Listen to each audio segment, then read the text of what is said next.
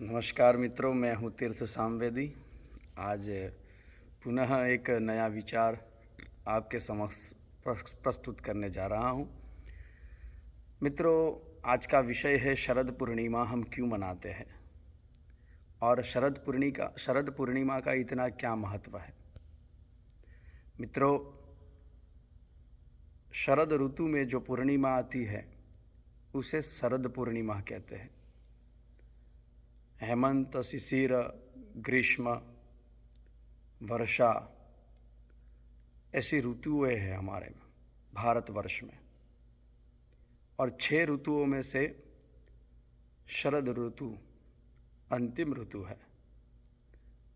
आश्विन महीने में ये ऋतु आती है और दीपावली का पर्व, नवरात्रि का पर्व, इन दोनों के बीच में जो पूर्णिमा है वो शरद पूर्णिमा है।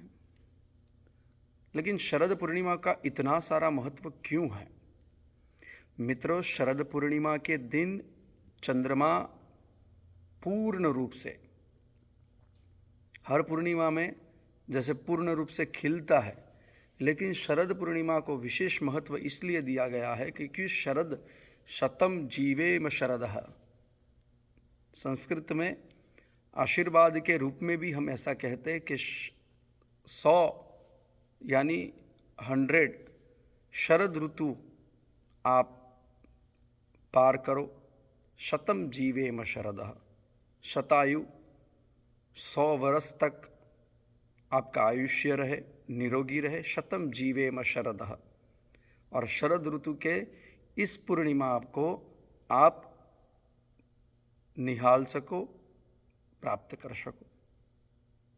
लंबी आयु की कामना, शरद ऋतु, शरद पूर्णिमा। लेकिन शरद पूर्णिमा के दिन भगवान कृष्णचंद्र परमात्मा ने महारास का आयोजन किया था। ये एक बहुत बड़ी बात है, और भगवान ने यमुना के किनारे पर ये महारास का आयोजन किया था, जहाँ पूर्व काल में जब भगवान राम अवतार में थे, तब जिन्होंने भगवान नारायण की अत्यंत भक्ति की थी, जो ऋषि मुनियों ने युगों तक, कल्पों तक भगवान की प्रतीक्षा की थी, भगवान के दर्शन के हेतु, भगवान के साथ रहने हेतु, भगवान का सानिध्य प्राप्त करने हेतु। लेकिन रामावतार में भगवान ने इन सभी को दर्शन तो दिए, लेकिन इतना सानिध्य सबको प्राप्त नहीं हुआ था।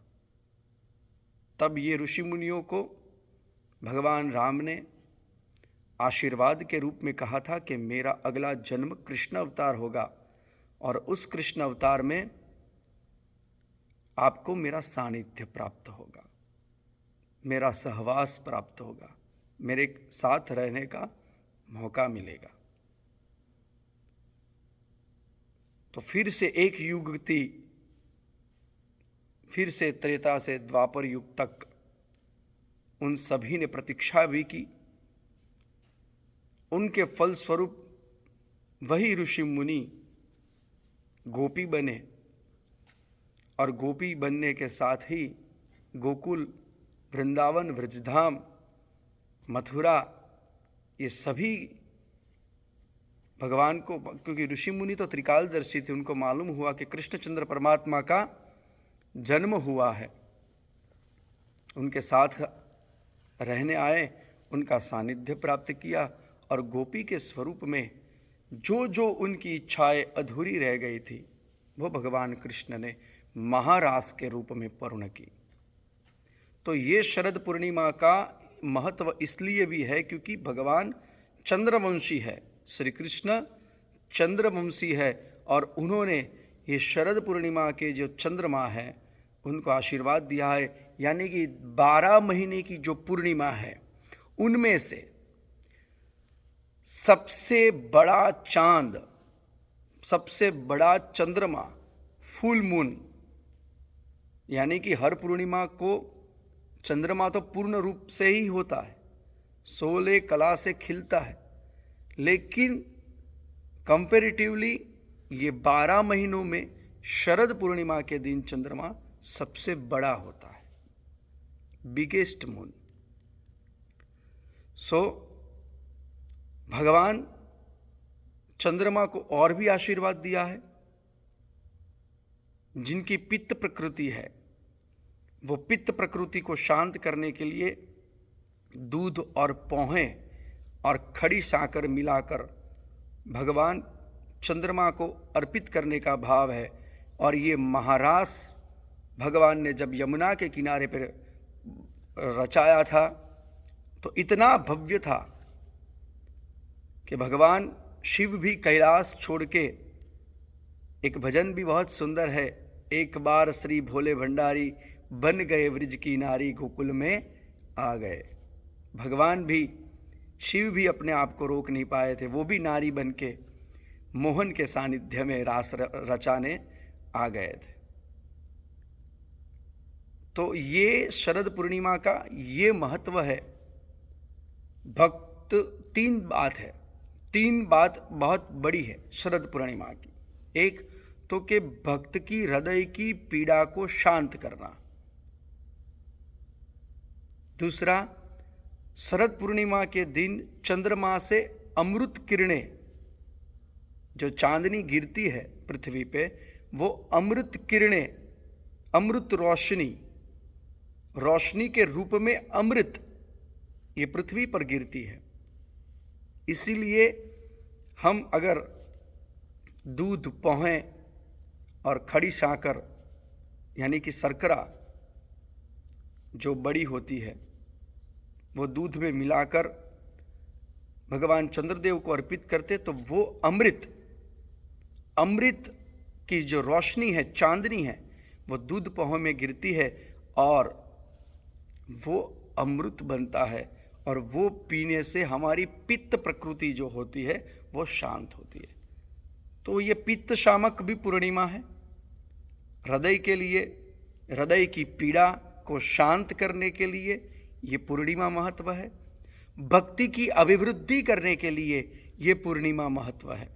भक्त के हृदय की पीड़ा को शांत करने के लिए ये पूर्णिमा महत्व है।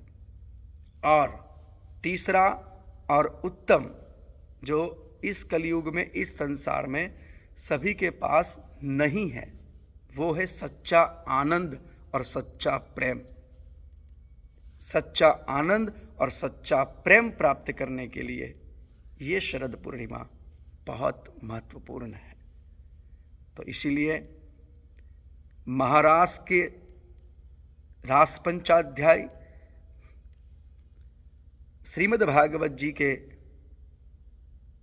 दूसरे भाग में दसम स्कंध में